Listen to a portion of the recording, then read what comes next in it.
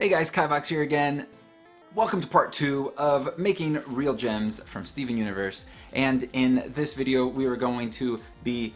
Yeah, this one's gigantic, right? I know, it was a mistake. I will link to me making this. I made it a little too big, but I ended up having to go back, make a new one. This one's made out of that thicker cardstock I talked about in the other video. And I didn't like how it turned out. It's really strong, but this is the right size. This one has a little bit, the seams are a little bit better. It looks a little dirty, but it's just the glue in the paint So guys, let's go over what we're gonna need to make these stronger, and look forward to some more gem peppercorn videos, because I plan on making about one a week and putting them out. So let me know what you guys want to see next. Leave them in the comment section below. And if you guys like this video, make sure to smash that like button. And if you're not subscribed, the heck you doing? Come on now. Come on now.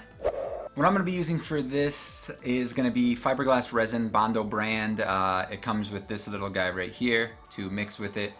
Make sure you're in a well ventilated room, because this guy puts off a lot of fumes. I also recommend getting a respirator, and make sure you don't have any of your pets or kids in the room, in the area.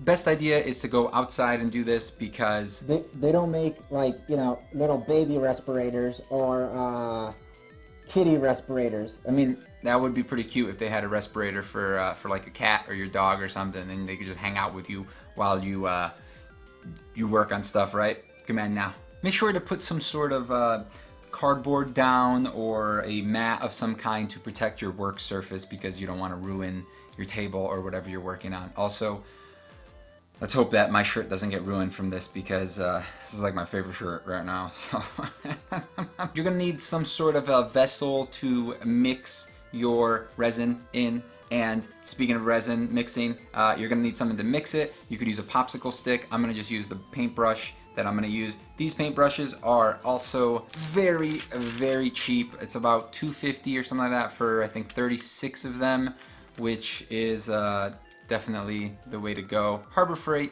Amazon probably has them. I'll put a link down below to Amazon if they have them. And also, I will be putting a link to all of the other things that I used down below, so make sure to check that out, and let's get started. Here's a tip for resin.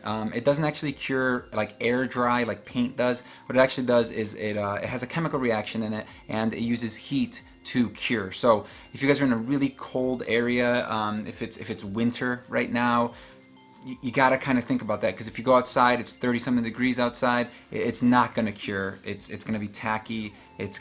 If it cures, it's gonna take days, if not longer, or it's just never gonna cure. So just realize that. I think it recommends about 70 degrees minimum, 60 to 70 for you guys to be in for it to actually cure properly within the hour that it says that it's going to cure. So guys, keep that in mind when you guys are doing it. As soon as the resin starts gelling up, you honestly want to stop, because all that's going to happen is it's going to just make it stick, everything stick to your gem, and you don't want that.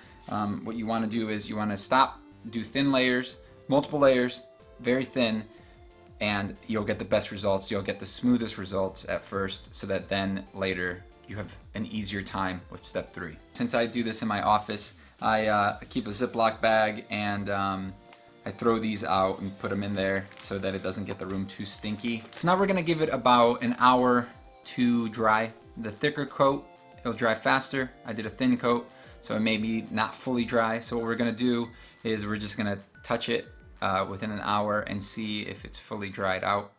If it is, we're gonna do a second coat, but on the opposite side. So I guess a first coat on the bottom side. And then we're gonna wait for that to dry and do the opposite side again. So guys, this is definitely a process. It takes a little bit of time, takes some patience.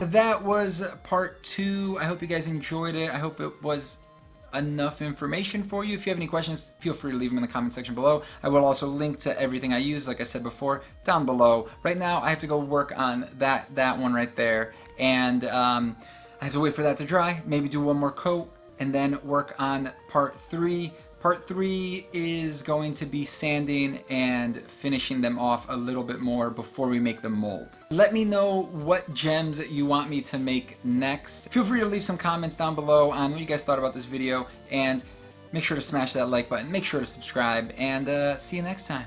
Bye bye.